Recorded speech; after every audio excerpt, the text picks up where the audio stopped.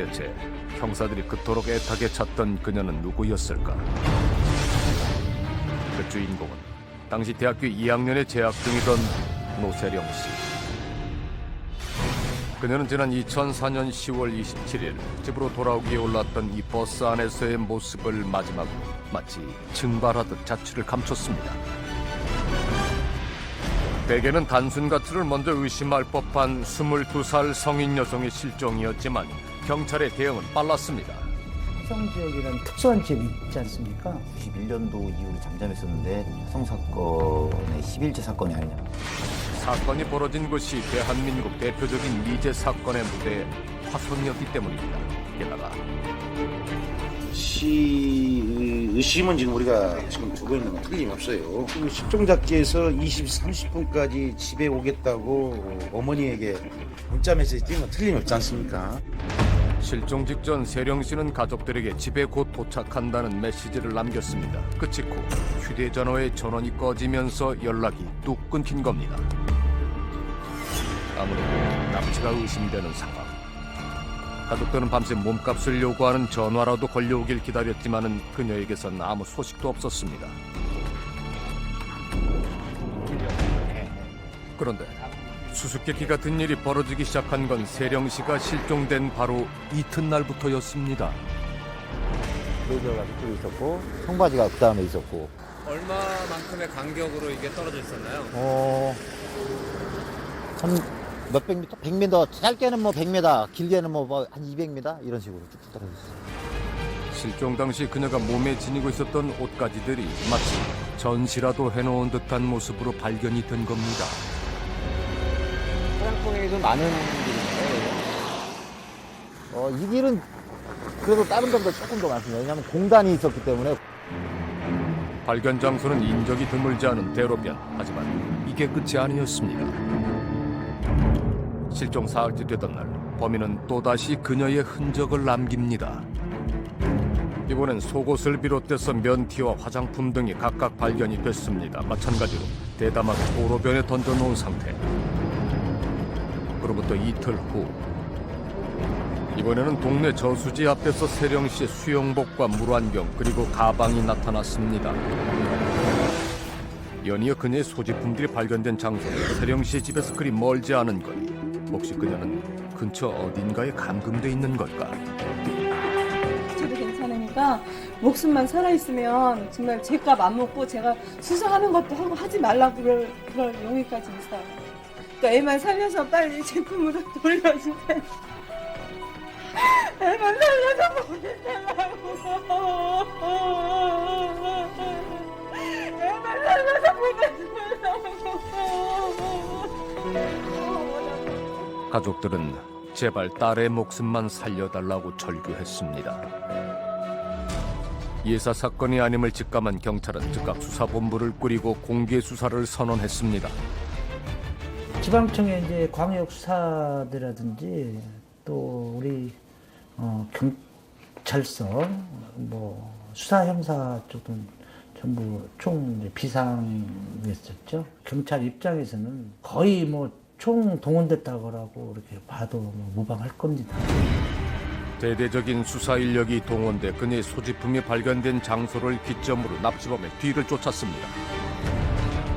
하지만 이를 비웃기려도 하듯 수사가 진행되는 도중에도 그녀의 소지품은 끊이지 않고 나옵니다. 어떻게 보면 우리 경찰을 비웃었다고 할까?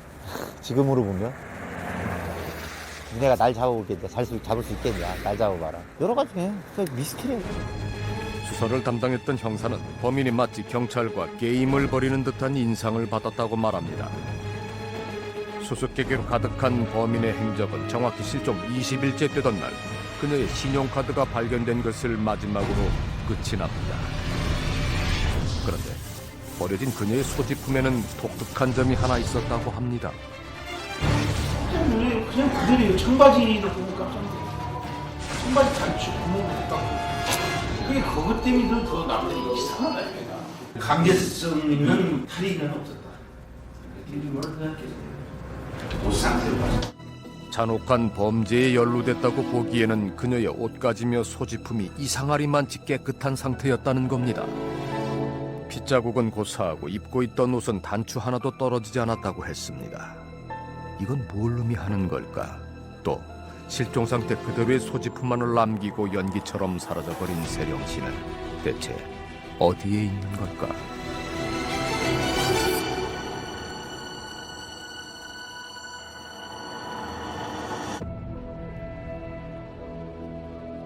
실종된 세령 씨의 소지품들은 43번 국도로 향하고 있는 이곳 도로변에 모두 14군데에 걸쳐서 발견이 됐습니다. 세령 씨가 실종된 이튿날부터 장장 20여일에 걸쳐 계속된 일입니다. 그런데요, 이것이 만일 세령 씨를 납치한 자의 소행이라면 좀처럼 이해가 되질 않는 게 있습니다. 세령 씨의 소지품은 범행에 대한 결정적인 단서를 제공해 줄 수 있는 핵심적인 증거나 다름이 없습니다. 범인으로서는 이 증거들을 꽁꽁 숨겨버리거나 어떠한 방법을 써서라도 없애버리려고 하는 것이 당연한 심리가 아닐까요? 게다가 세령 씨의 소지품이 발견된 곳 인근에는 보통리 저수지가 있습니다. 그녀의 물건들을 다급히 없애버리는 것이 목적이었다면 저수지에 던져버리는 것이 가장 쉽고 안전했을 텐데 세령 씨의 소지품들은 하나같이 사람 왕래가 많은 이곳 대로변에 버려졌습니다. 마치 보란듯이 말입니다. 그런데 말입니다. 이상하리만치 깨끗한 채로 발견됐다는 그녀의 소지품 가운데 묘한 단서가 하나 나왔습니다. 바로 실종 당일 세령 씨가 입고 있던 면티에서였습니다. 이 면티 겨드랑이 부분에는 이렇게 작은 풀씨들이 발견이 됐습니다. 이것은 면티가 발견된 이 일대에는 자생하지 않는 식물이라고 합니다. 그러니까 이 식물이 옷에 붙어 있었다는 것은 실종된 세령 씨가 이 면티를 입은 채로 혹은 납치범이 이 티셔츠를 소지한 상태로 식물의 서식지를 지나쳐 왔다는 건데요. 그것은 과연 어디일까요? 실종된 아이들을 찾기 위해서 길 위에 떨어진 빵 조각을 쫓아가다 보면은 마녀의 집에 다다른다는 동화 헨젤과 그레텔처럼 범인이 던져놓은 이 수수께끼 같은 단서를 쫓아가다 보면은 혹시 사라진 세령양의 실마리를 찾을 수 있지는 않을까요? 사건의 첫 번째 수수께끼부터 풀어봐야겠습니다.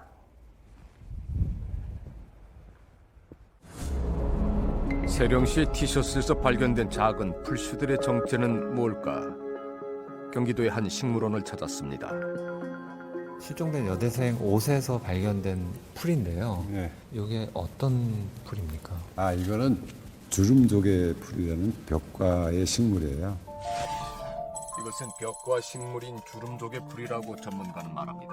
그런데 이 주름조개 풀은 독특한 성질을 하나 가지고 있다고 합니다. 이 식물은 종자가 결실할 때 그 끝에 끈끈한 점액을 발생시켜요. 그래서 동물이 지나가면 거기 달라붙어요.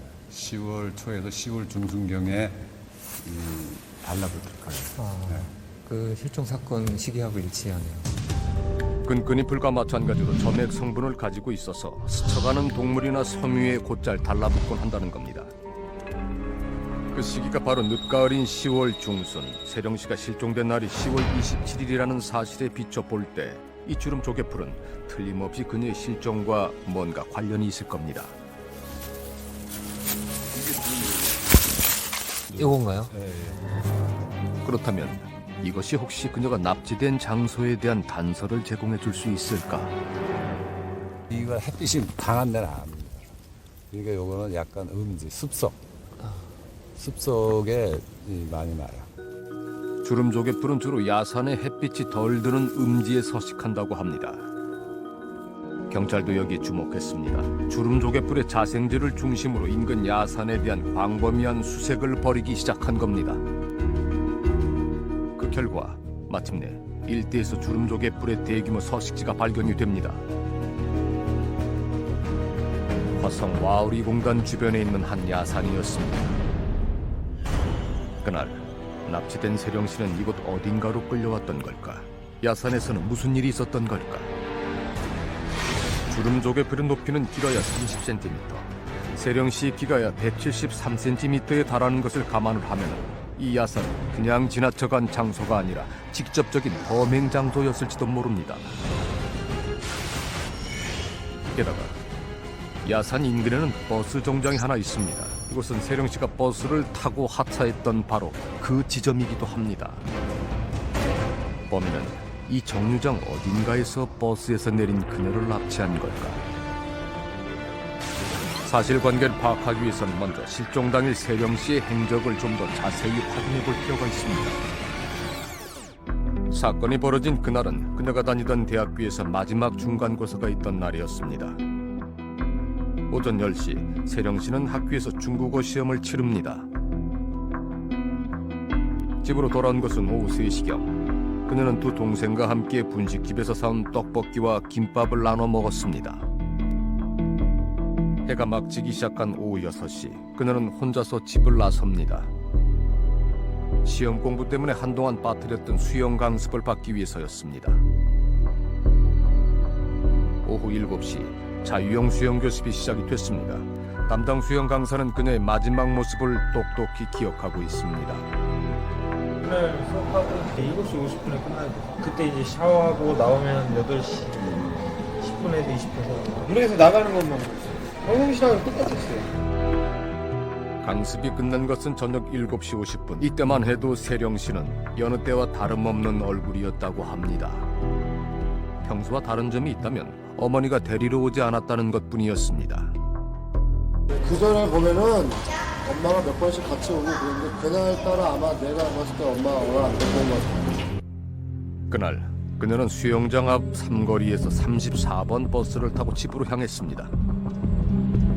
실제로 당시 CCTV에 포착된 세령씨의 모습입니다. 이때가 저녁 8시 25분. 우리는 영상 분석 전문가에게 CCTV 화면에 대한 정밀 분석을 의뢰해봤습니다. 특별한 불안한 모습을 보인다든지 이런 것들을 봤는데 그런 부분은 전혀 나타나지 않았습니다. 내리기 전까지도. 버스에 오른 그녀는 오른쪽 3번째 좌석에 자리를 잡았습니다. 적어도 버스 안에서 그녀가 눈에 띄는 행동을 하거나 불안해하는 모습은 보이지 않습니다. 앞에 남성이 한 분이 있고요. 뒤에도 신발의 형태를 봐서는 사람이 한 명 더 있는 것으로 이제 확인할 수가 있습니다. 육안으로는 잘 보이지 않지만 그녀의 앞 뒤로 2명의 남자 승객이 앉아 있다가 곧 시야에서 사라진 것을 알 수 있습니다. 8시 35분 그녀는 이 버스에서 하차했습니다. 그런데 이제 무슨 다리가 하나 나오거든요. 그게 이제 뒤에 따라가는 사람의 다리인데 거리는 약 한 5보에서 한 8보 정도? 그 정도 차이가 있고요. 화면을 프레임 단위로 쪼개서 들여다보자 세령씨 뒤로 남자 승객 하나가 따라서 내리는 것이 보입니다. 남자는 혹시 사건과 관계된 인물일까? 두 인물이 이동 경로를 보면은 이 사건과 관련이 있는지 없는지를 볼 수가 있는데 이 피해자 여성은 버스의 맞은편 쪽으로 이동하는 게 보여지고요. 이 남자는 좌측으로 이동하는 게 나타납니다. 확인 결과 두 사람은 서로 다른 방향으로 움직인 듯 보입니다. 하지만 분명한 건 이것이 그녀의 마지막 모습이라는 겁니다. 밤 9시 5분 귀가를 기다리던 어머니가 딸의 휴대전화로 전화를 걸었습니다. 전원이 꺼져 있어 삐 소리 후 소리샘으로 연결되오며 통화료가 부과됩니다. 휴대전화의 전원은 꺼져 있었습니다.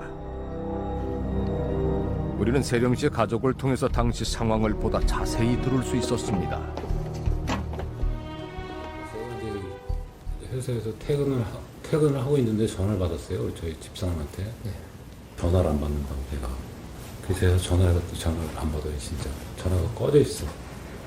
저희 집사람이 굉장히 불안해하더라고. 막 이상하다고. 가족들은 전화기가 꺼진 바로 그 시점부터 몹시 불안한 예감에 시달렸다고 합니다. 말없이 늦게 들어오거나 안 들어오는 경우도 가끔 있었어요. 없었어요. 전혀. 학교 집 외에는 없어요. 학교 집 왔다 갔다 그거 외에. 친구들도 그렇게 자주 안 만났어요. 딸이 평소 연락 없이 늦거나 외박을 하는 일이 단 한 번도 없었기 때문입니다. 가족들은 곧바로 경찰에 실종 신고를 하고 그녀를 찾아 나섰습니다. 그런데 이튿날 밤새 꺼져 있던 휴대전화에 돌연 신호음이 가기 시작했다고 합니다. 그녀는 과연 무사했던 걸까?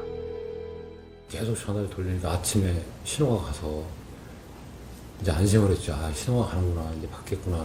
두 번인가 세 번째 하니까 전화를 받는데 이제 남자가 받아서 제 딸 전화인데 어디서 어떻게 된 거냐고 그랬더니 자기 신문 배달을 하는 사람인데 홍당 거기에서 전화기를 주셨다고 그렇게 얘기를 하더라고요. 휴대전화를 받은 인물은 세령시 본인이 아니라 일대에서 신문 배달을 하던 중년 남자. 그는 일찌감치 배달을 나섰다가 한 식당 부근 커피 자판기 앞에서 휴대전화를 주었다고 했습니다. 이 전화기를 기점으로 그녀의 소지품들이 연이어 발견이 되면서 경찰 수사도 잠시 활기를 띱니다. 버스에서 내리는 CCTV도 있었고 사건 다음날 바로 뭐 옷까지 휴대전화 이런 것들이 발견이 되면서 증거가 많으니까 금방 잡겠다 그렇게 생각을 했었던 것 같아요. 경찰들도. 실종 사건으로서는 전례 없는 규모의 병력이 투입이 돼서 대대적인 수색이 벌어졌습니다. 이 과정에서 화성시에 뿌려진 실종 전단지만 무려 7만여 장. 심지어는 소지품이 발견된 인근의 저수지를 뒤지다 못해 장장 6일에 걸쳐 농업용 소주에 물까지 퍼냈습니다. 시야가 물속에 이제 여기는 바다하고 틀려가지고 시야가 한 1cm도 안 나오는 상황이에요. 저희가 한 100m 이상을 들어가서 이제 기준으로 100m 정도 이상 들어가서 이 바깥쪽으로 수색을 이제 싹 이제 한 거죠. 거의 하루에 500명 이상 전위경 투입해서 수색을 했었거든요. 근데 점점 안 나오니까 이제 경찰도 초조해지고 어떤 경찰관이 그 시신이 발견됐던 뭐 무덤에서 자면서 이제 그 죽은 시신이 와서 뭐 범인을 알려주지 않을까 간절했었던 거죠. 무슨 살인의 추억 영화 카피처럼 죽을 만큼 잡고 싶었습니다. 수사가 답보 상태에 빠지면서 무속인들까지 찾아 나선 것도 그런 절박한 심정에서였을 겁니다. 그 사람 사기로 가지고 왔더라고. 근데 나한테 혼나고 갔지. 왜요? 아니 왜 죽은 사람을 가져왔느냐. 너 죽은 사람을 왜 가져왔느냐. 그랬지. 당시 형사들은 그녀가 이미 이 세상 사람이 아니라는 불길한 얘기만 듣고 발길을 돌려야 했다고 합니다. 그때부터 가족들의 가슴은 까맣게 타들어가기 시작했습니다. 자식들이 다 똑같겠지만 저희 집이 딸이 귀했어요. 저희 집안이 기운도 많이 받고 또 자라면서 그렇게 속을 새긴 적이 한 번도 없었어요.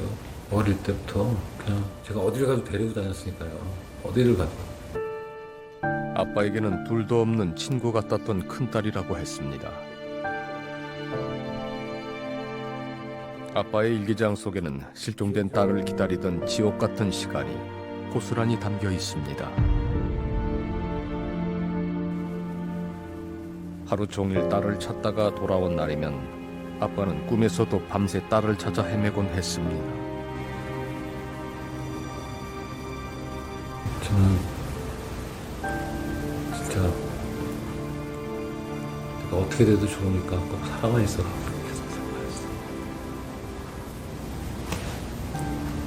나왔다고 그럴 것 같아. 그렇게 딸이 실종된 지도 어느덧 2달이 다 돼가고 있었습니다. 그런데 그 무렵 인근에서 땅을 둘러보고 있던 한 부동산 업자와 고객이 뜻밖의 신고 전화를 걸어왔습니다. 볼일을 보기 위해 한갓인 풀숲을 찾았던 남자가 충격적인 장면을 목격했다고 했습니다. 이 부분에서 이렇게 올라오면서 이렇게 겉으로 나와 있는 게 뼈가 있고 사람 머리를 보면 같이 눈등이 있으니까 뭔가 이상하다. 동네 야산 구석에서 긴 머리카락을 가진 여자의 시신 한 구가 발견된 겁니다. 확인하러 저한테 오라고 전화가 왔어요. 근데 도저히 그냥 거기 가서 볼 용기가 안 나더라고요. 가족들은 차마 시신을 확인할 용기조차 나지 않았다고 했습니다. 부디 딸이 아니길 바라고 또 바랬던 한 구의 백골 시신. 그런데 그 다음날 연락을 받았어요. 맞다고. 시신의 주인은 그토록 애타게 찾아 헤매던 세령 씨였습니다. 세령 씨의 시신은 바로 이 자리에서 반쯤 낙엽이 덮인 상태로 발견이 됐습니다. 시신의 몸통을 제외하고 얼굴과 양팔, 양다리는 이렇게 뼈만 남은 채 백골이 된 상태였습니다. 들쥐와 같은 산짐승의 공격이 있었던 걸로 봐서 그녀가 사망한 지 적지 않은 시간이 지났다는 뜻이기도 합니다. 실제로 시신이 발견된 것은 그녀가 실종된 지 꼬박 46일 만의 일이었습니다. 시신이 발견된 이곳은 이름 없는 동네 야산입니다. 가을거지가 끝나고 나면 몇 안 되는 주민들조차 발길이 뚝 끊기는 곳이라 그만큼 시신의 발견이 늦어졌습니다. 게다가 그녀의 시신은 실오라기 하나 걸치지 않은 알몸 상태였습니다. 현장 주변에는 그녀의 신원을 알 수 있을 만한 소지품 하나도 발견이 되지 않았습니다. 유골의 치아를 대조해 볼 수 있는 그녀의 치과 진료 기록이 없었더라면 이 부패한 시신이 세령 씨 본인의 것이라고 알기란 쉽지 않았을 것으로 보입니다. 범인이 그녀의 시신을 은폐하기 위해서 제법 공을 들였다는 뜻입니다. 그런데요, 그렇게 가정을 했을 때 이 사건에는 좀처럼 앞뒤가 맞지 않는 구석이 있습니다. 시신을 그토록 철저하게 감추려고 했던 범인이 범행의 또 다른 증거물인 그녀의 소지품들은 보란듯이 길에다가 던져놨습니다. 감추려고 했다면 얼마든지 감출 수 있었을 텐데도 말입니다. 이건 뭘 뜻하는 걸까요? 범인은 정말 경찰을 상대로 두뇌 싸움이라도 벌이려고 했던 걸까요?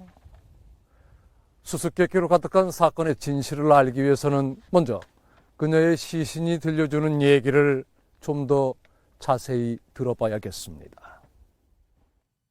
그녀는 과연 언제 어떻게 죽음을 맞았을까? 부검을 맡았던 국과수 법의관을 만났습니다. 시신 상태가 워낙에 부패가 많이 심했거든요. 이 위쪽의 장기들은 다 남아 있었는데 그 부분들에서 특별히 흉기가 치명상을 유발한 부분이 없다는 거죠. 그래서 죽을 만한 원인이 없어요. 사망할 만한 원인이 몸통 내부에는. 그래서 사인은 불명이었죠. 정확하게는. 시신의 부패가 너무 심해서 부검으로도 정확한 사망 원인을 알 길은 없었다고 그는 말합니다. 하지만 이 경우 흉기엔 치명상이나 골절 등이 없는 것으로 미루어 가장 가능성이 높은 살해 방법은 한 가지라고 했습니다. 경부압박 질식사는 가능하다는 거죠. 이렇게 여성들이 살해됐을 때 그 경부압박 질식사로 사망을 했다고 하면 흔적이 꼭 다 남는 게 아니거든요. 목을 조르거나 혹은 코와 입을 막아서 피해자가 질식사한 경우입니다. 그녀의 위 내용물 가운데서도 상당히 의미심장한 것이 나왔습니다. 떡 조각, 그 다음에 그 양배추 그런 야채 조각 이런 게 나왔습니다. 이 음식물이 남아있는 상태로 사망을 했으니까 납치 당일날 이미 사망한 거 아닐까라는 추측을 하게 된 거죠. 실종 당일 그녀가 두 동생과 함께 떡볶이와 김밥을 나눠 먹었던 것을 기억하실 겁니다. 미처 소화되지 않은 떡과 채소가 위에서 나왔다는 건 그녀가 납치된 바로 그날 곧바로 사망을 했다는 걸 의미한다고 합니다. 그런데 그녀의 몸에는 유독 눈에 띄는 상처가 하나 있었습니다. 이런 상처들이거든요. 거친 모래, 알갱이 같은 거에 쭉 끌리면서 이렇게 상처가 난 거예요. 낙엽으로 덮여있던 탓에 상대적으로 부패가 덜 된 배 부위에는 작은 모래등에 긁힌 듯한 얕은 상처가 남아 있었습니다. 상처의 방향이 모두 세로로 일정하게 나 있는 것을 볼 때 이것은 시신을 옮기는 과정에서 생긴 것으로 추정됩니다. 특이한 것은 이 상처에 핏자국 같은 것이 전혀 보이지 않는다는 사실입니다. 사망 직후에 나온 어떤 끌고 가고 유기된 상처라면 염증 반응이나 어떤 이런 생활 반응이 보일 수 있는데요. 전혀 생활 반응이라든지 어떤 염증이 없습니다. 그런 걸 봐서는 사망 후에 일정 시간 지나서 끌고 간 걸로 보입니다. 그러니까 납치 직후 그녀를 살해하고 풀숲에 유기하기까지 범인이 적지 않은 시간 동안 그녀의 시신 곁에 머물렀을지도 모른다는 뜻입니다. 그 과정에서 범인은 유유히 그녀의 소지품까지 챙겼던 걸까? 엽기적이잖아요. 엽기적이잖아요. 실종됐는데 실종자의 옷가지들이 뭐 일정한 간격을 두고 길가에 벌어졌다. 연쇄살인 사건이 뭐 부활된 거 아니냐. 엽기적인 범행 수법을 놓고 당시 언론은 일제히 화성 연쇄 살인 사건의 악몽이 되는 것이 아니냐는 의혹을 제기했습니다.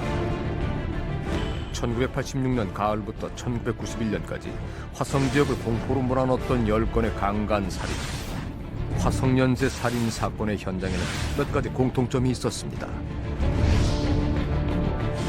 첫째, 피해자들은 강간을 당한 후 목이 졸린 채로 사망했습니다. 둘째, 범인은 피해자를 살해한 이후에 곁에 머물며 엽기적인 방법으로 시신을 훼손했고, 마지막으로 피해자의 소지품을 이용해서 사건 현장을 연출하는 듯한 모습을 보였습니다. 그러니까 세령 씨가 사망에 이른 과정이며 석연찮게 소지품을 버려둔 것까지 화성연쇄 살인 사건과 어딘가 닮아 있다는 겁니다. 게다가 그때 살인 사건, 그 화성 태안이라는 데가 저 앞에 붙어 있잖아요. 앞에부터가 저쪽으로 다 화성 살인의 저 동네.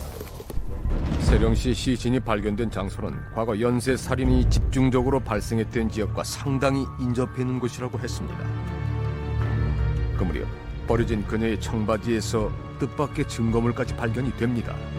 이렇게 딱 제꼈어요. 그냥 이제 이렇게 이렇게 묻어 딱 있더란 말이죠. 이게 근데 딱 보니까 정액 같더라고 내가 볼 때는 제끼는데 그러면서 이제 청바지의 다리 부위에서 정액이 채취됐다는 겁니다. 일대가 발칵 뒤집혔습니다. 연쇄 살인 사건 이 지역이에요. 그것도 미군이잖아요. 진짜 학생들이나 여자분들 무조건 다 그냥 밤늦게 못 들어다니고 이런 분위기고 우리 또 다들 긴장들 많이 하죠. 두려움에 떨던 주민들은 순찰을 강화하는 한편 마을 방송까지 해가며 부녀자들의 조기 귀가를 당부하고 나섰습니다.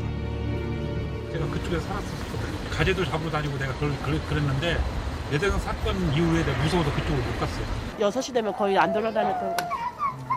섬뜩하니까. 여름에는 해가 기르니까 아무 때나 돌아다닐 수 있었는데 겨울에는 5시 이후에는 무조건 전에는 들어갔어요. 무서워서. 이것은 과연 세간의 소문처럼 대한민국을 발칵 뒤집어놨던 희대의 연쇄 살인마의 귀환이었을까? 하지만 연쇄 살인을 수사했던 형사들의 의견은 좀 다릅니다. 과거 화성 연쇄 살인 사건 내가 쭉 주무관으로서 수사를 하고 이제 그렇기 때문에 이건 화성 연쇄 살인 사건하고 전혀 다르다. 그 발생 수법이라든가 이런 것이 전혀 다르다. 사건을 조금만 자세히 들여다보면 연쇄 살인 사건의 범행 수법과는 분명 차이가 있다는 겁니다. 연쇄 살인 사건의 범인은 살인을 저지른 후 꼼꼼하게 피해자의 옷을 다시 입혀놓곤 했다고 합니다. 반면 세령 씨의 시신은 알몸 상태로 발견이 됐습니다. 또 연쇄 살인의 경우 소지품이 하나같이 시신 주변에서 가지런히 정돈된 채로 발견이 됐습니다.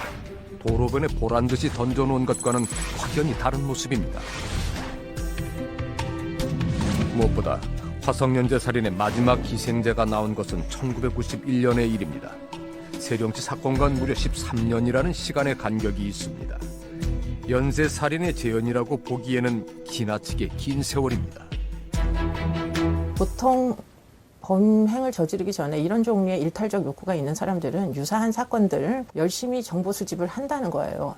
범인은 아마 이름난 미제 사건 뒤에 교묘히 자신을 감추고 있었을 겁니다. 진짜 살인범, 그의 실체를 알기 위해서는 세령 씨가 마지막으로 목격된 버스 정류장에서부터 사건을 되짚어 볼 필요가 있습니다.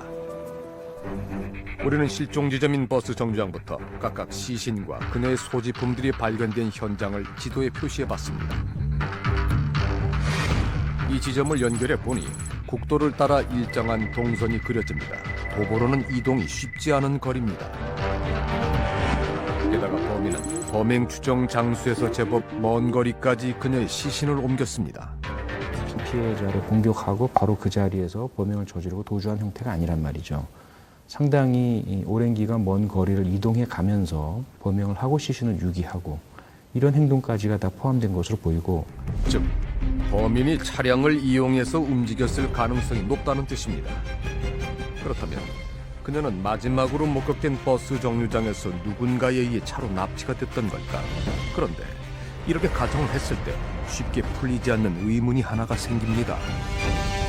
거기는 번화가라서 대학교 앞이라서 학생들이 항상 버글버글 하다는 거야. 8시만 해도 그 사람들이 확 많아요, 거기는. 여기가 제일 번화했어요.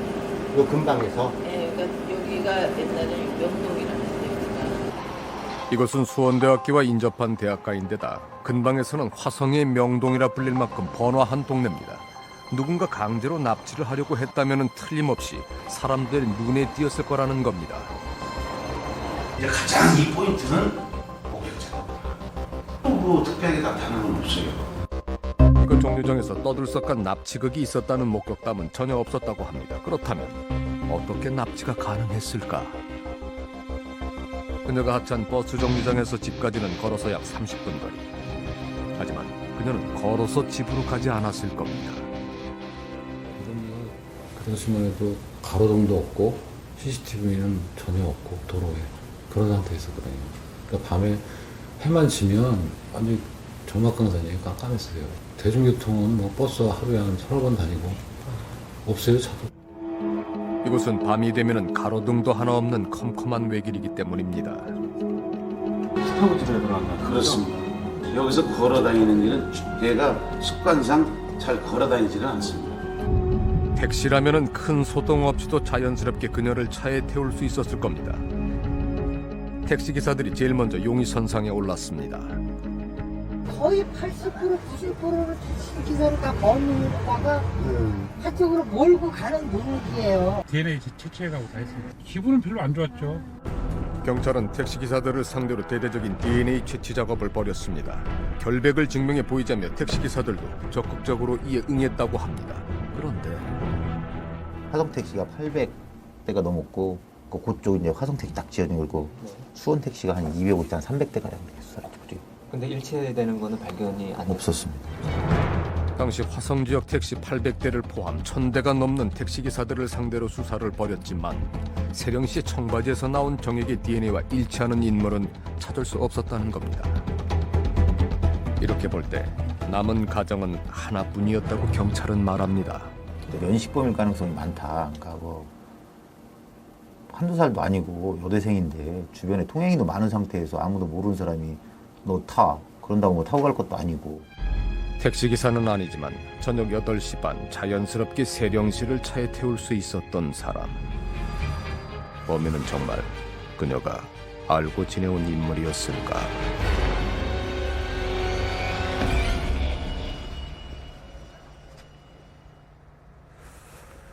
저 승용차의 운전자는 누구인 걸까요? 또 그는 대체 왜 세령시를 납치를 했던 걸까요? 가족들의 말에 따르면 그녀는 평소 무척 조심성이 많은 성격이었다고 합니다. 택시를 탈 때조차 반드시 이 지역 택시를 의미하는 57번 번호판을 확인하고 나서 택시를 타는 습관이 있었을 정도라는 겁니다. 그런 그녀가 비명을 지르거나 특별한 저항 없이 순순히 승용차에 올랐습니다. 마음만 먹으면 얼마든지 도움을 청할 수도 있었던 번화가 한복판에서 말입니다. 경찰은 그것이 곧 범인이 면식범이기 때문에 가능했던 일이라는 추정을 내렸습니다. 게다가 말입니다. 그녀가 승용차로 납치된 당일에 곧바로 사망했다는 사실을 기억을 하실 겁니다. 반면 그녀의 소지품들은 장장 20일에 걸쳐 발견이 됐습니다. 그 소지품들이 발견되는 동안 가족들은 딸이 어딘가에 살아있을지도 모른다는 희망을 버리지 못했습니다. 그런데요, 그 시점에 세령씨가 이미 사망을 한 상태였다면 범인은 그녀의 소지품을 이용해 말 그대로 희망 고문을 해왔던 셈인데요. 범인은 정말 세령씨나 가족들에게 무슨 원한이라도 품고 있던 자일까요? 그녀의 주변부터 자세히 살펴봐야겠습니다. 원한 관계를 가정했을 때 세령 씨의 아빠는 꼭 하나 마음에 걸리는 일이 있었다고 말합니다. 저희 처남이 그 앞에 그 조그만 땅이 하나 있는데 그거를 매매를 했어요. 건축하시는 분한테. 근데 그 과정에서 채무 관계에 얽혀가지고 그래서 이거 건축주하고의 그 소송에 들어갔었거든요. 사건이 벌어진 무렵 가족들은 부동산 문제로 동네 주민과 골치 아픈 소송을 치르고 있었다는 겁니다. 그 과정에서 상대방과 감정의 골이 깊을 대로 깊어졌다고 했습니다. 그쪽에서 뭐라고 그랬었다고 그럴까요? 두고 보라고 내가 가만히 있지 않겠다 이런 식으로 얘기를 했다고. 그래서 이제 그 얘기를 듣고 나니까 더 불안한 거예요. 두고 보자며 상대가 세령 씨 엄마에게 으른장을 놓고 돌아간 바로 그날 밤에 딸이 실종이 됐습니다. 근데 재판하고 그러니까 이제 어수선하고 그러니까 그날 그냥 없어진 거지. 그러니까 재판을 했으니까 그 진 사람이 누구를 시켜서 그런 거 아니냐. 그 사람이 애국론자로 시켜서 그랬을 거 아니냐. 동네에서는 재판으로 인해 앙심을 품은 상대방이 사람들을 시켜서 소위 청부살인을 저지른 게 아니냐는 소문이 여전히 돌고 있습니다. 이 얘기는 과연 어디까지 사실일까? 며칠 동안의 수소문 끝에 소문의 주인공과 어렵게 전화 연락이 닿았습니다. 네, 혹시 이 선생님이신가요? 네. 여대생 실종되고 나중에 이제 변사체 발견됐던 사건. 네. 기억하시죠? 수사선상에 올라온 거예요. 원한이 있지 않자. 시간이 좀 되시면 당시 지금 정황 얘기 좀 듣고 싶어가지고요. 나는 그 집에 한이 많은 사람인데. 그는 뜻밖에도 사건에 관해서라면 할 말이 많다고 했습니다. 우린 당시 유력 용의자로 지목됐던 소송의 당사자를 직접 만날 수 있었습니다. 이 사건의 그 일단은 피해자 그 노양은 언제 보셨던 거예요? 그게 처음 경찰서도 조사받는 과정에 딸내미하고 엄마하고 와서 나한테 욕을 해야 되고 그러니까 그럼 욕은 했겠죠. 그죠? 이런 싸가지 없는 놈이라든가 나중에 뭐 말하다 보면 경우에 오거나 뭐 우아래 올라보고는 그런 욕하니까. 세령 씨를 처음 만난 건 소송 문제로 경찰 조사를 받던 날이었다고 합니다. 그날 모녀와 욕설까지 주고받으며 다퉜던 것은 사실이라고 그는 인정을 합니다. 경찰이 미리 나한테 얘기를 했어. 당신이 용의자로 선상에 올라와 있다. 나야 뭐 기가 막힌 거지. 아니 무슨 일. 하지만 용의 선상에 오른 것은 기막힐 따름이라고 했습니다. 노양이 실종되던 때 그날 그때 어디 계셨습니까? 속초에 계셨어요. 그거는 뭐 조사하라면 다 나오는 거지. 사건 당일 뚜렷한 알리바이도 가지고 있는 데다 자신도 세령 씨만한 딸을 키우는 아버지라는 겁니다. 강도 높은 조사 끝에 경찰은 그가 사건과 무관하다는 사실을 확인했다고 합니다. 말씀하시는 그 부분에 대해서도 저희가 다 짚고 넘어갔습니다. 사실 아버님의 어떤 그 주변 인물들, 이런 동선에 대해서도 사실은 수사를 다 했어요. 뭐 나온 건 없었고요. 소송 문제가 아니라면 세령 씨 본인의 주변 인물들은 어떨까? 굉장히 많이 밝은 편이었어요. 진짜 무슨 형제 자매처럼 남매처럼 그랬으니까. 원한을 살 만한 뭐 일이 있었다거나 그럴 성격이라고. 그거는 전혀 아니에요. 친구들의 얘기에 따르면 그녀는 천진난만할 만큼 밝은 성격이었다고 합니다. 그런 그녀가 지인들 중 누군가에게 원한을 살리는 없다고 친구들은 입을 모읍니다. 반장이었어요. 굉장히 좀 쾌활하고 이제 리더십 있고 좀 약간 남성스러울 정도로 친구들이랑 되게 잘 어울리는 좀 진취적인 친구였어요. 걔가 나쁜 짓을 하고 다닌 것도 아니고 그냥 정말 평범한 그냥 20대 학생이었는데. 실제로 경찰은 그녀의 주변 인물 800여 명에 대한 광범위한 조사를 벌였지만 수사 결과 면식범으로 추정되는 이들에게서는 특별한 혐의점을 찾을 수 없었다고 합니다. 전문가의 얘기도 이런 결과를 뒷받침합니다. 불검 결과 골절의 흔적은 발견되지 않았거든요. 원한이나 어떤 일방적인 연애 감정이라든가 피해자에게만 발생할 수 있는 범행 동기로 인해서 발생한 범죄라고 보긴 어렵거든요. 이 사건은. 원한이나 감정적인 문제로 범행이 발생한 경우 대개 피해자의 시신에는 어떤 형태로든 폭행의 흔적이나 유의미한 상처가 남곤 한다고 합니다. 하지만 부검 결과 그녀의 시신에서 그런 흔적은 전혀 찾아볼 수 없었습니다. 그렇다면 범인의 정체는 뭘까? 우린 전문가와 함께 사건 현장을 다시 찾았습니다. 일단 이 장소까지 오는 데 있어서 가장 큰 특징은 뭐냐면 아주 좁은 소로길을 와야 된다는 거죠. 그런 길이라면 결코 고속으로 질주는 못하는 겁니다. 아마 가장 높아봐야 시속 20에서 25km 이상으로는 올 수 없는 길인 거죠. 피해자가 살아있는 상태라면 당연히 문을 열고 도주할 수 있는 그런 상황이고, 그렇지 않았다는 것은 사망이 이미 이루어진 상태일 가능성 대단히 높다. 범인은 이미 사망한 피해자를 차량에 싣고 오로지 그녀의 시신을 유기할 목적으로 이 야산을 찾아왔습니다. 자신이 알고 있는, 자신이 그 상황에서 갈 수 있는 가장 멀고 가장 사람들이 찾기 어려운 장소로 택한 곳이 이곳이다. 평상시에 와봤거나 봐뒀거나 알고 있는 이 장소가 시신 유기에 좋겠다는 그런 생각이 들었습니다. 지금은 이렇게 도로가 났지만 당시에는 위로는 더 이상 갈 길이 없는 막다른 풀숲이었던 곳입니다. 외지인들이 다니는 길이 아니에요. 산 구석이니까. 거기는 거기 바로 논 위니까 농사 짓는 사람이나 거기 가지. 이 지리를 모르는 사람은 가기는 좀 힘들 길이다. 그렇죠. 범인은 틀림없이 이 동네에 와본 적이 있거나 멀지 않은 곳에 거주하면서 이곳을 드나들었던 인물일 겁니다. 그는 어디에 있을까? 경찰은 첫 번째로 발견된 휴대전화를 기점으로 범인이 차로 소지품들을 내던지며 새마을을 빠져나갔을 것으로 추정을 했습니다. 경기도 오산 방향입니다. 하지만 전문가들은 바로 여기에 함정이 있다고 말합니다. 유류품을 떨어뜨려 놓은 위치 같은 것들을 고려를 할 때 무엇인가 수사선상에 이제 혼선을 주려는 시도로 보인다. 고민을 했겠지. 자기의 신원이 드러나지 않게 할 방법이 무엇인가. 그래서 나는 북쪽으로 가야 되는데 남쪽으로 일단 내려간 거죠. 반대 방향으로. 반대 방향으로 가면서 피해자 유류품의 일부들을 도로상에 유기하는 그런 행동을 하게 된 것으로 보입니다. 소지품을 버린 것은 수사에 혼선을 주기 위한 목적이었을 거란 겁니다. 즉, 포주로는 반대 방향인 북쪽, 목적지는 수원이나 용인 방면입니다. 그렇다면 그는 어떻게 별 저항 없이 세령시를 차에 태웠을까? 이 사건은 버스 정류장을 중심으로 해가지고 사람들을 호위동승을 하는 수법이에요. 호위동승이라고 우리가 흔히 이야기하는 어디까지 가세요? 태워드릴게요. 전문가들은 이 사건의 범행 수법이 전형적인 호위동승에 해당한다고 분석합니다. 서울과 같은 대도시라면 흔한 풍경은 아니지만 실제로 교통편이 드물었던 이 동네에서는 그리 부자연스러운 일만은 아니었다고 합니다. 이 마을버스가 가끔 고장이 난다던가 운행을 안 한 경우가 가끔 있었다는 거예요. 그럼 이제 그런 경우에는 그쪽으로 가는 사람들이 조금 이제 불편하기 때문에 혹시 누가 태워준다고 하면 하는 그런 경우도 있었다.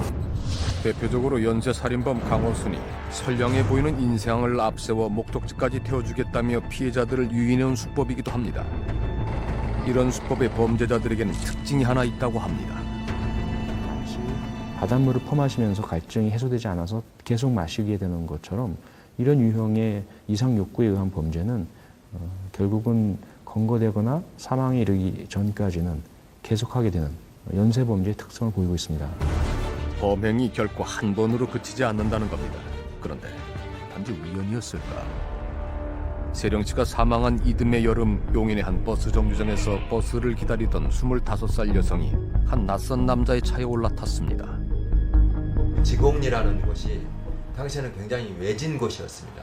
버스도 잘 안 다니고 시험을 보기 위해서 다른 사람보다 좀 일찍 나와서 버스 정류장에서 버스를 기다리고 있었는데 이 친구가 엑센트 승용차를 몰고 가서 멈추면서 어디 가시냐 이렇게 물어본 거죠.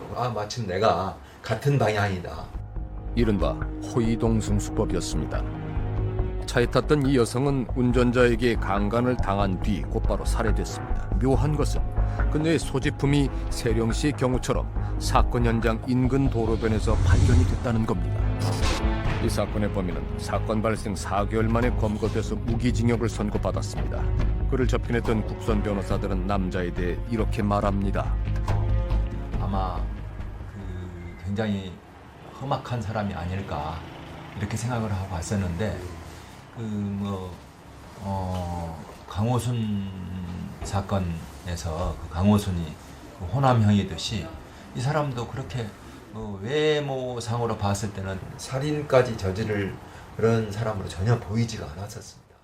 평범한 한 집안의 가장이라고 봤어요. 되게 말도 다소곳이 조용조용하게 하는 그런 편이었어요.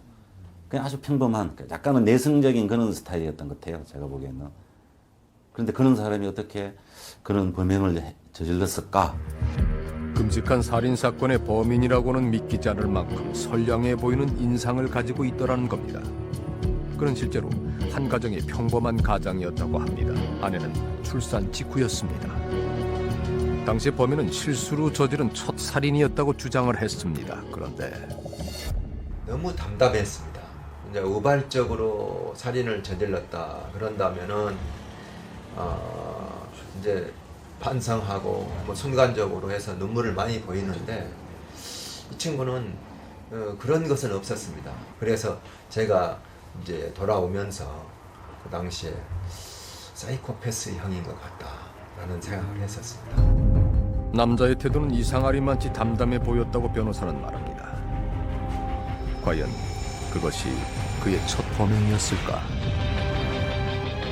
두 사건의 범행 수법은 분명 놀랄 만큼 닮아 있습니다. 사건이 벌어진 곳은 세령시의 소지품이 발견된 지점에서 불과 40분가량 떨어진 곳. 게다가 이것은 범인의 도주로로 지목된 장소 중 하나입니다. 이 사건의 범인은 세령시 사건과도 깊은 관련이 있는 게 아닐까. 경찰은 곧바로 남자의 DNA와 세령시 청바지에서 검출된 DNA에 대한 대조 작업을 벌였습니다. 그런데 뜻밖에도 결과는 DNA 불일치. 유력한 범인으로 보였던 남자는 그렇게 용의선상에서 멀어지는 듯했습니다. 그 무렵 한 국회의원 사무실로 예상치 못한 제보가 들어왔습니다. 피의자로 지목되는 사람의 유전자 정보인데 그 유전자 정보가 채취해서 조사하는 과정 속에서 이제 오염이 됐을 수 있다라는 그 문제 제기였습니다. 세령시 사건의 증거물에서 나온 DNA가 분석 과정에서 오염된 걸로 보인다는 제보자는 국과수 관계자였다고 합니다. 국과수 직원에 앞서서 또 일반 국민으로서 본인들이 다루는 그런 샘플과 그 조사 결과가 수사에 엄청난 영향을 미친다는 걸 알고 있지 않습니까? 그 양심이 굉장히 이게 힘들었을 것 같습니다. 이것은 의원실에서 확보한 실제 유전자 분석 결과입니다. DNA는 세령시의 것과 범인으로 추정된 남성의 것이 섞인 혼합형으로 나왔습니다. 그런데 이 남성의 DNA는 분석을 맡았던 국과수 연구원의 유전자와 상당 부분 일치했습니다. 이건 뭘 의미하는 걸까? 우연히 9개가 다 이렇게 맞기 좀 힘들거든요. 이 사람의 시험자의 유전자가 불행하게도 검사를 하면서 섞였다고 봐야 되는 게 맞을 것 같습니다. 이건 정확히 일치한다는 건 이 사람 거예요. 이건 36억 분의 1이에요. 그냥 이 사람인 거죠. 이것은 연구원 본인이 범인이 아닌 한 해당 연구원의 침이나 땀 등이 분석 도중 시료에 섞여 들어갔음을 의미한다고 합니다. 우린 이에 대해 국과수 측에 정확한 사실 확인을 요청했습니다. 국과수에서는 이 요청에 따라 지난주 국과수에서 보관 중인 이 사건의 DNA에 대해 전면적인 재심의 작업을 벌였습니다. 그리고 그 결과 해당 시료에 연구원의 DNA가 섞여 들어갔을 가능성을 배제할 수 없으며 따라서 이것은 신뢰성이 없는 증거물로 판단된다는 답신을 해왔습니다. 그러니까 사건의 유일한 증거가 오래전에 훼손됐었다는 뜻입니다. 일선 형사들은 정작 이런 사실을 까맣게 몰랐다고 말합니다.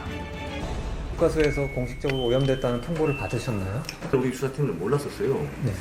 다들 몰랐죠. 저희는 이제 일단은 이제 DNA가 있다고 하니까 우리는 거기에 사실은 집중을 한 건 맞아요. 오염됐다는 사실을 좀 더 빨리 알았으면 반드바이라도 굉장히 더 한 번 수사해보고 한 번 더 짚어보고 했었을 텐데 여기 이게 안 맞으면 그거 아닌가 보다. 그냥 바로바로 털어내버리니까. 수사의 상당 부분을 오로지 DNA에 의존해 왔다는 겁니다. 사건은 이대로 미궁에 빠지는 걸까? 지난 10년 우리의 과학 수사 기법은 놀랄만한 속도로 진화해 왔습니다. 비록 당시 DNA는 훼손이 됐지만 정액이 묻어있던 청바지가 있다면 2004년에는 알 수 없었던 범인에 대한 새로운 정보를 찾아낼 수도 있지 않을까. 수사를 담당했던 경찰서를 다시 찾았습니다. 그 유니폼은 어디 있어요 지금? 옷까지? 옷까지 뭐 다 없지. 지금 없지. 뭐 어제 감정 다 끝난 거니까 다 돌려주고 있겠지. 가족들한테? 감정 끝나면 다 필요 없잖아. 근데 그 유니폼이 원래는 사건이 해결 안 되면 여기서 계속 보관하는 거 아닌가요? 감정이 이미 끝났잖아요. 국가서에 가서. 그러니까 그거는 다 돌려줬을 거야. 당시. 경찰에서는 국과수 감정이 끝난 후에 세령시의 소지품을 유족들에게 돌려줬을 거라고 말합니다. 그런데 당시에 그럼 따님의 그 옷가지들은 돌려받으셨나요? 아니요, 못 받았어요.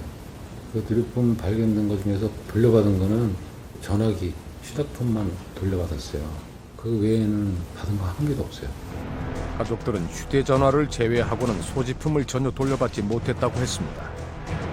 그러니까 이 얘기대로라면 사건의 가장 핵심적인 증거물의 행방이 묘연한 상태인 겁니다. 지금은 우리가 PCR이라고 부르는 끄집어내서 분리하는 기술이 예전보다 훨씬 좋아졌습니다. 지금 시료가 남아있으면 뭐 정밀 검사를 통해서 할 수 있을 텐데 안타깝네요. 기본적으로는 이제 압수물이 됐든 증거물이 됐든 그거 자체가 그 사건을 해결하는 열쇠이죠. 어렵게 이제 수집한 그 증거물을 우리가 어떻게 관리하느냐에 따라서 그 문제를 해결하고 또 더 크게는 그 범죄 사건의 피해자의 억울함을 풀어주는 이제 그런 일이거든요. 22살 한 여대생이 아무 죄 없이 살해당했습니다. 사건은 아직도 미제로 남아있는데 범행의 유일한 증거는 훼손이 됐고 새로운 단서가 될지도 모를 그녀의 소지품마저 행방을 알 길이 없습니다. 이런 소식을 들고 세령시의 아버지를 다시 찾은 우리의 발걸음은 몹시 무거웠습니다. 한 가닥 신랑 진짜 실 같은 희망인데 청바지에 발견된 DNA가 있고 훼손됐다는 얘기를 전 몰랐어요. 거기에 대해서 해명을 하거나 뭐가 잘못됐다거나 그런 얘기가 하나도 없어요. 지금까지도. DNA가 남아있는 한 언젠가는 반드시 범인이 붙잡힐 거라고 믿고 살아왔습니다. 그 희망이 지금 산산이 무너졌다고 했습니다. 눈에 넣어도 아프지 않던 딸을 잃은 지 어느덧 11년 세월이 흘렀습니다. 그 긴 세월 아빠는 딸 앞에 죄인이나 다름없는 심정으로 살아왔다고 합니다.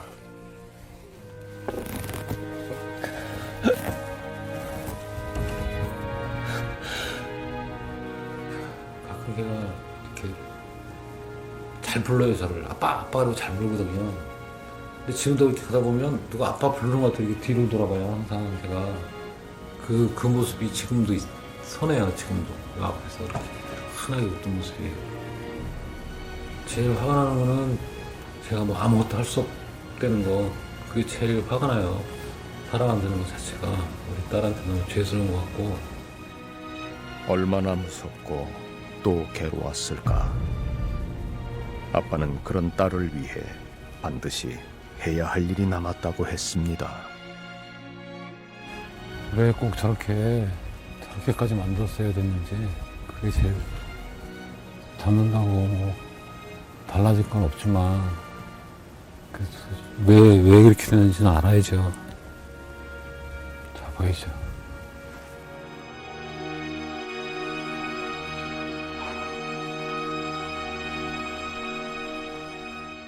지난 2004년에 일어난 이 사건의 공소시효는 앞으로 불과 4년밖에는 남지 않았습니다.